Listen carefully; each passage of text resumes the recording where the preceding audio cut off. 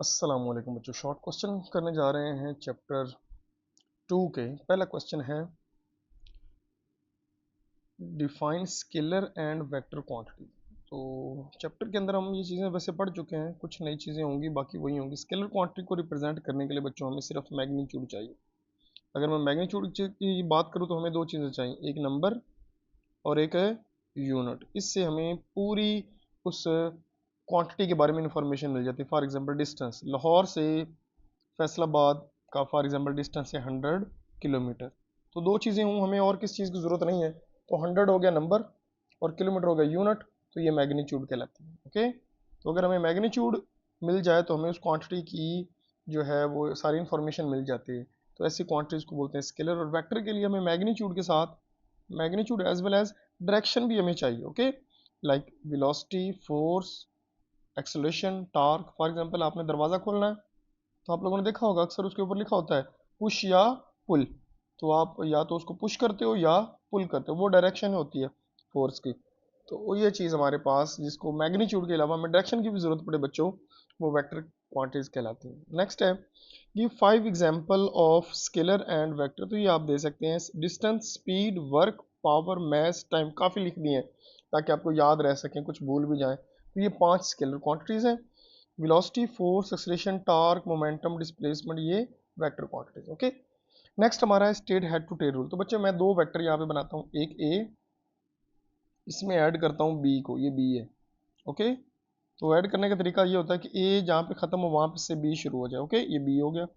And पे क्या करना है कि पहले यानी ए की टेल को बी के आखिरी के हेड के साथ मिलाना है। ये हेड टू टेल रूल है। पहले की टेल, ये मैं रेड से बना रहा हूँ, पहले की टेल और आखिरी का हेड, इसको मिला देना रिजल्टेंट, यानी यही कहलाता है हेड टू टेल रूल बच्चों। तो ये मैंने लिख भी दिया। To add number of vector, draw their representative line such that head of one line coincide with the tail of the other. जिस तरह ये देखो, ए का जो हेड जहाँ पे खत्म हुआ वहां पे दूसरे की टेल, फिर इसी तरह तीसरा, चौथा, इसी तरह लगते जाते हैं। एंड पे रिजल्टेंट ड्रा करते हैं a single vector which directed from tail of first with the head of last. ये लास्ट वाला जो मैंने ड्रा किया रेड लाइन से, tail of first, head of last, ये हेड टू टेल रूल कहलाता है। नेक्स्ट बच्चों है कि distance time graph and speed time graph क्या होता है बच्चों। वो ग्राफ जो डिस्टेंस के और टाइम के दरम्यान के how distance changes over time, time के लिहाज से डिस्टेंस कैसे चेंज होता है। और इसका जो स्लोप होता है बच्चों, स्लोप में हम करते हैं वाई एक्सिस यानी डिस्टेंस ओवर टाइम, तो स्लोप हमें देता है स्पीड। ये याद रखना, इस ग्राफ का जो स्लोप है वो हमें स्पीड देता है। और स्पीड टाइम ग्राफ में है, सॉरी यहाँ पे मिस्टेक हुआ है, यहाँ पे डिस्टेंस नहीं स्पीड टाइम आना है, यहाँ पे स्पीड आना है। Speed time graph shows that how speed changes over time, speed कैसे टाइम के हिसाब से चेंज होती है। और इसका जो स्लोप है बच्चों, जो स्लोप है स्पीड टाइम का, स्लोप होता है v ओवर टी, यानी x y वाली वैल्यू ओवर x वाली वैल्यू, तो ये एक्सलेशन की इक्वल होती है। ओके, और इस ग्राफ का जो एरिया होता है, एरिया ग्राफ का एरिया, फॉर एग्जांपल ये मैं ग्राफ बना रहा हूँ, ये v है, ये t है, ये वो ग्राफ है, इसके नीचे वाला जो एरिया है ये वाला, ये हमें डिस्टेंस देता है। क्या देता है? डिस्टेंस। तो याद रखना स्लोप जो है वो एक्सेलेरेशन के इक्वल है और जो एरिया है वो डिस्टेंस के इक्वल होता है। और आप चेक भी कर सकते हो, ये एक बन रही है रेक्टेंगल, रेक्टेंगल होता है लेंथ इनटू विड्थ, यानी v इनटू t, तो वो किसके इक्वल होता है? s के इक्वल होता है। ये इंटरेस्टिंग क्वेश्चन है।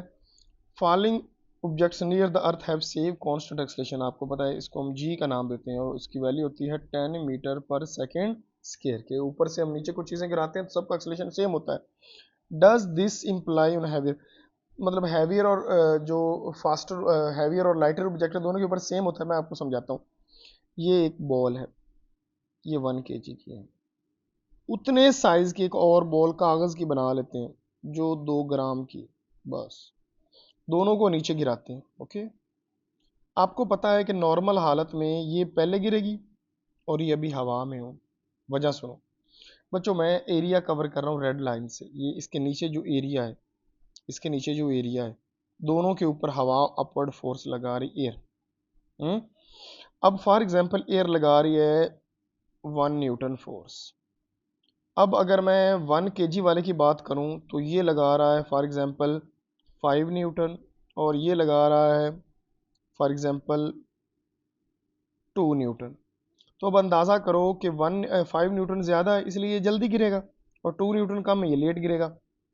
बताने का मकसद ये बच्चों कि अगर हवा होगी, एयर होगी, तो आपकी बात ठीक होगी कि ये भारी 1 kg वाला पहले गिरेगा। लेकिन बच्चों अगर हम निगलेक्ट कर दें एयर को, ओके, तो याद रखना बच्चों दोनों सेम टाइम पे नीचे गिरेंगे। ये इस क्वेश्चन का आंसर है, ये गलीलियो ने कहा था। ठीक है, आगे चलते हैं।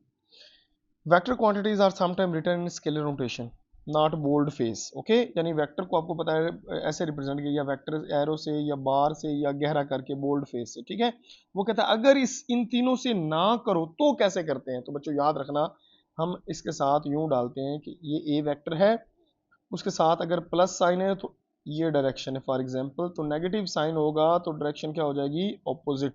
तो पहली चीज पॉजिटिव एंड नेगेटिव साइन से। दूसरा बच्चों ईस्ट वेस्ट नॉर्थ और साउथ से, यानी आप के पास है डिस्टेंस है फॉर एग्जांपल, मैं मिसाल दे रहा हूँ, चलो हम डिस्प्लेसमेंट की बात कर रहे हैं बच्चों। ये डिस्प्लेसमेंट है, अगर हमारे पास ये 5 मीटर है तो 5 मीटर आप साथ लिख सकते हो, वेस्ट की तरफ है, ईस्ट की तरफ है, वगैरह वगैरह। तो ये ईस्ट वेस्ट नॉर्थ साउथ ये डायरेक्शन के लिए इस्तेमाल होते हैं। ठीक है, अगर ये भी ना हो तो मैं आपको बता देता हूँ बेटे, एक्स एक एक्स एक्सिस होता है, एक वाई एक्सिस होता है और एक जेड। एक्स की तरफ जो यूनिट वेक्टर होता है उसका नाम होता है आई कैप, वाई की तरफ जो होता है उसका नाम जे कैप, और एक्स जेड की तरफ होता है उसका नाम के कैप। तो यूं लिख दिया जाता है 5 आई कैप, 2 जे कैप और 3 के कैप। यानी मतलब पता चल जाएगा कि 5 जो है वो एक्स की तरफ है यानी डायरेक्शन, और 2 जो है वो वाई की तरफ है और 3 जो है वो जेड की तरफ। इस तरह डायरेक्शन शो कर सकते हैं।